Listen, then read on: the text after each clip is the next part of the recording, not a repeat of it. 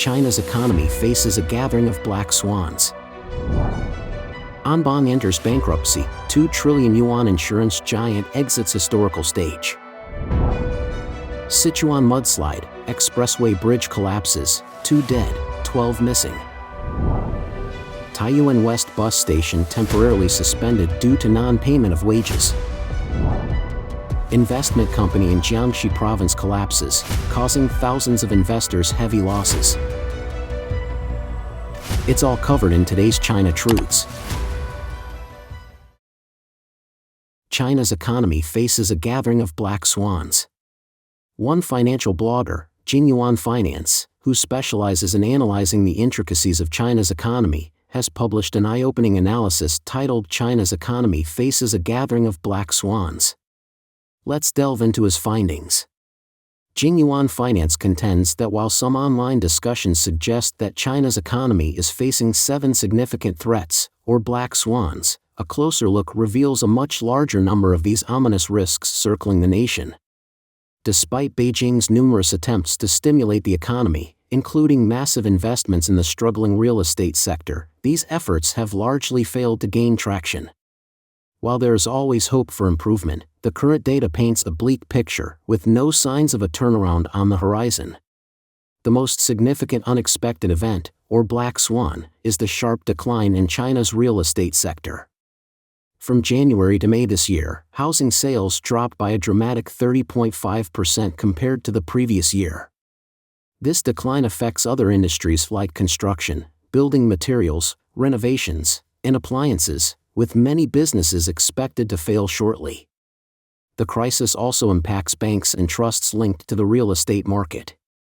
Secondly, consumer spending is also declining. Since many Chinese citizens have most of their wealth tied up in real estate, the continuous drop in housing prices has led to widespread belt-tightening. While retail sales in May showed a slight increase of 3.7% year-over-year, up from April's 2.3%, this is still well below Beijing's annual growth target of 5%. Private enterprises hesitate to invest in expansion, upgrades, or new hires. Thirdly, China's once dominant position as a manufacturing powerhouse is also eroding. Last year, Jiangxi Province alone lost 160,000 manufacturing jobs. While China has been the world's leading manufacturer since 2010, this trend is gradually reversing. Industrial output in May grew by 5.6% from the previous year, a significant drop from April's 6.7%.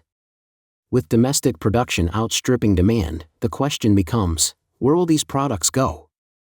The situation is further complicated by tariffs the US and EU imposed on Chinese-made electric vehicles, reflecting a growing hostility towards Chinese trade. Fourthly, foreign investment in China, a crucial driver of technological advancement and economic growth since 2000, is also dwindling.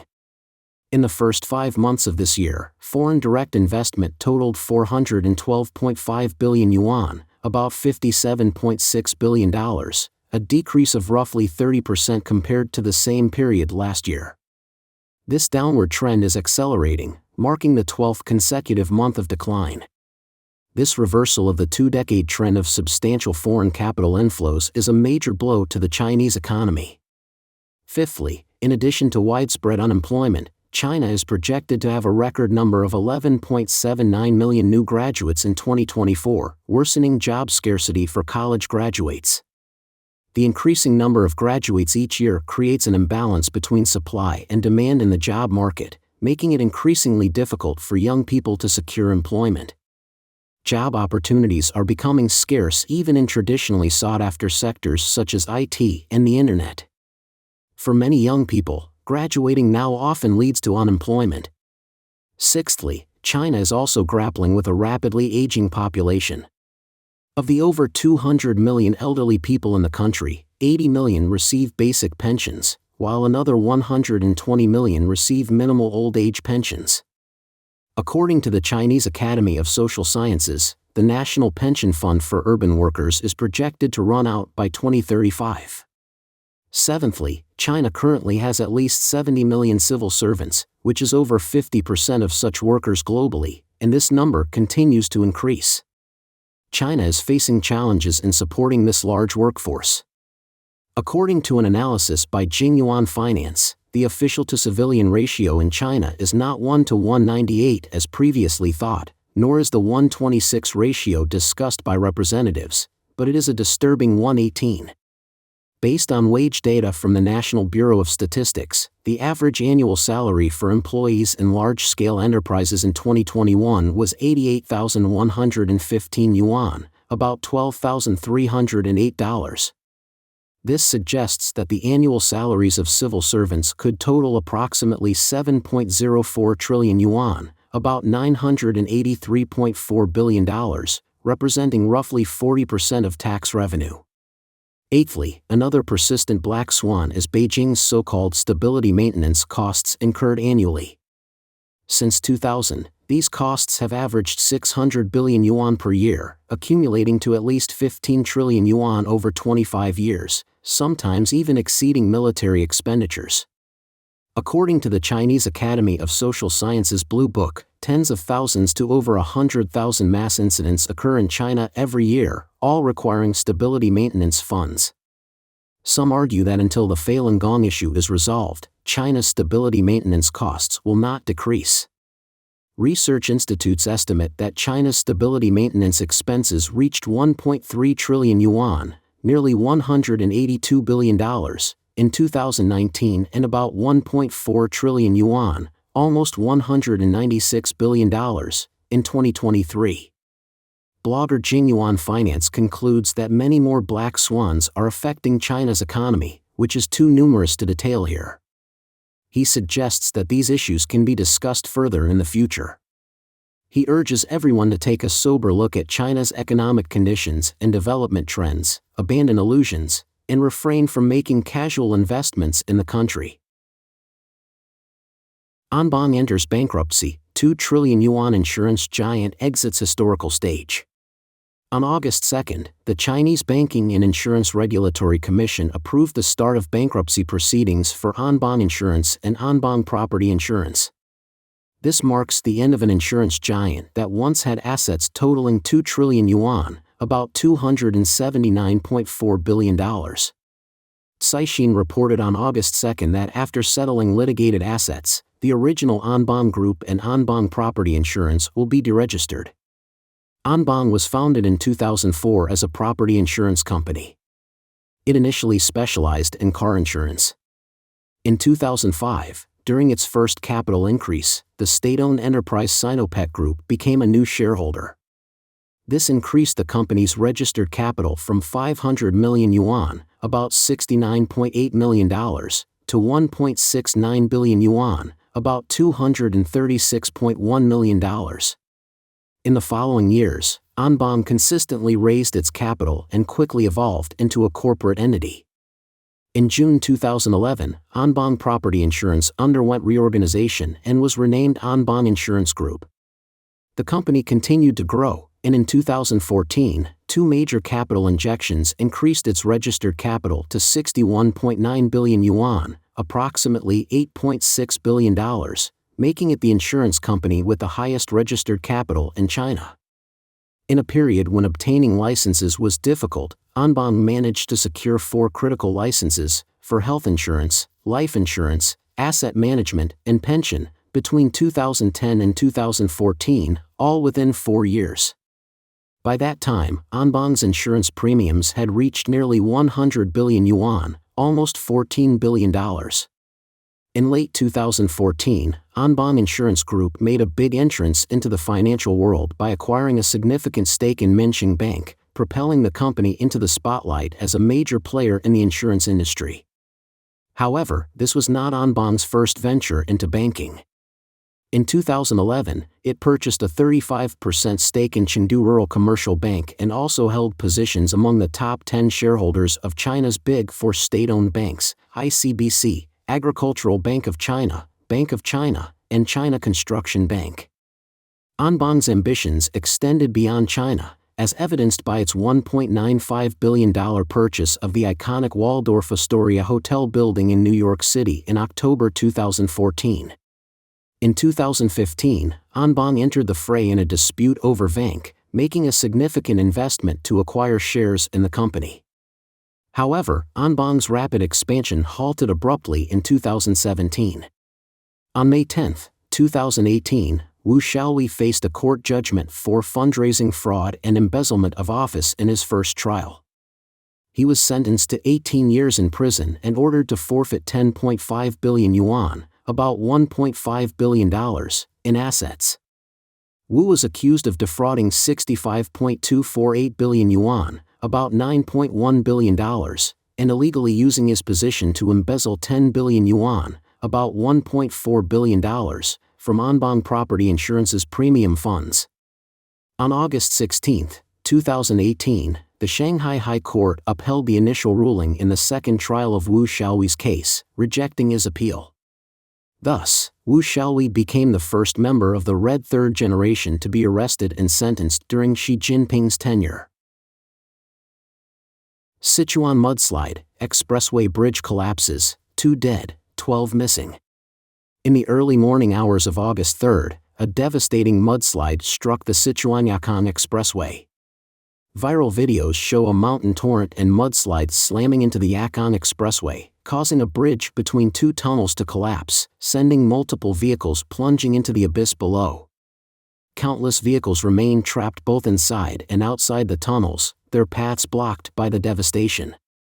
A witness who filmed the video shouted, "The bridge is broken, the bridge is broken, save people first." 2 cars have fallen. Another calls the police for help, "The expressway is broken, the bridge has collapsed, we are trapped."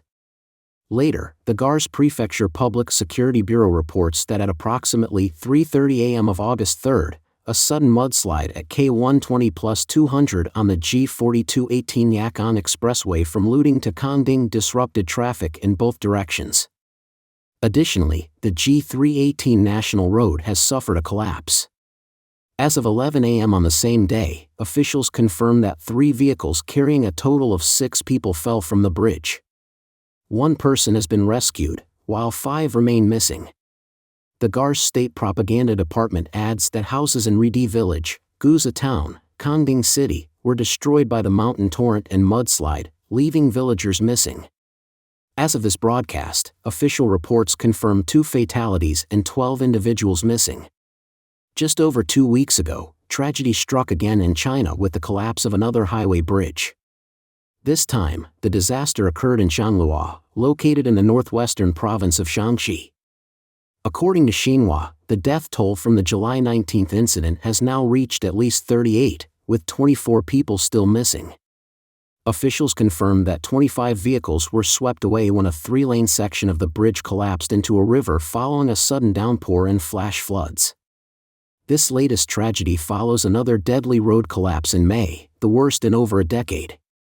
A section of the Meizhou-Dabu Highway in the southern province of Guangdong crumbled, claiming the lives of 48 people. The mountainous stretch of highway gave way, causing vehicles to plummet approximately 18 meters, about 59 feet, into the forested slope below. According to the South China Morning Post, one user posted on social media platform Weibo, 3 tragedies in a row. I was so shocked. China should launch a crackdown on tofu dreg projects. Taiyuan West Bus Station temporarily suspended due to non-payment of wages. Taiyuan West Bus Station is considered the largest station in northern China. However, it has been temporarily suspended due to its inability to pay wages, leading to strikes by employees.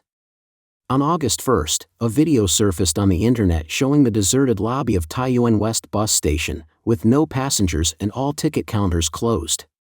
Taiyuan West Bus Station is situated at the western end of Yingzi Street in Taiyuan Province. It spans 74 acres and features 16 ticket windows, 17 ticket gates, and 20 parking lots. Some people went to the bus station on the morning of August 1 to buy tickets, but found that the ticket counters were closed. When they asked the staff, they were told that the station employees were on a collective strike because they hadn't been paid. NTD cited sources stating that the Taiyuan West Bus Station typically pays wages on the 20th of each month. However, as of August 1, the station staff had not been paid their wages, which were already at least 10 days late. The video of Taiyuan West bus station has attracted attention. One netizen said, "This is just the beginning."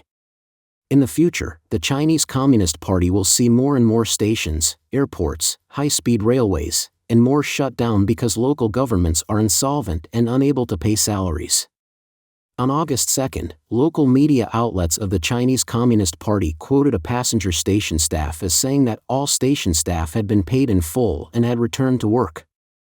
However, netizens said that the announcement from local CCP media outlets may just be a ploy to stabilize the situation. NTD-cited sources reported that the Taiyuan West bus station staff had only received half of their wages. In addition, as of August 2, NTD has not found any credible videos or images showing that Taiyuan West bus station has returned to normal operations. Before the Taiyuan West bus station incident, bus companies in many cities across China announced temporary suspensions of operations due to financial difficulties, forcing local governments to provide emergency assistance. Investment company in Jiangxi Province collapses, causing thousands of investors heavy losses.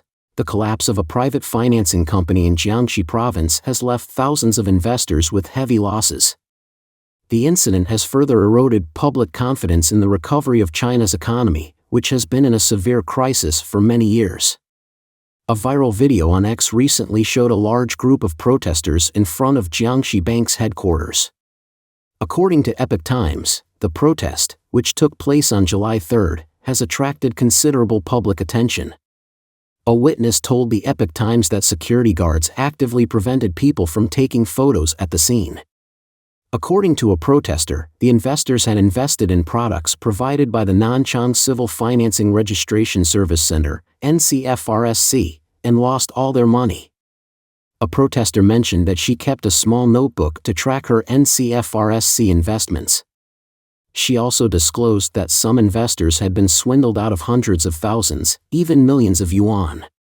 She said that NCFRSC is an officially registered entity, and the mayor of Nanchang has publicly confirmed its legal status. She added that investors turned against Jiangxi Bank because the bank could not reach representatives of NCFRSC. The bank that services NCFRSC did not respond to a request for comment from the Epoch Times. Founded 9 years ago, NCFRSC faced a large-scale default in May, leaving many investors unable to recover their principal and interest. NCFRSC has since ceased operations. The default affected more than 2,200 investors and involved more than $140 million. Most investors were Nanchang residents, many between the ages of 60 and 90, and many invested between $140,000 and $280,000. The Epoch Times learned that many organizations operating in the financial sector in China have also encountered difficulties similar to those of NCFRSC, causing many people who invested in these financial entities to face difficulties or lose all their investments. Don't forget to comment in the section below to share your opinions on today's topic with us. Make sure to like and subscribe to see more interesting topics from China Truths.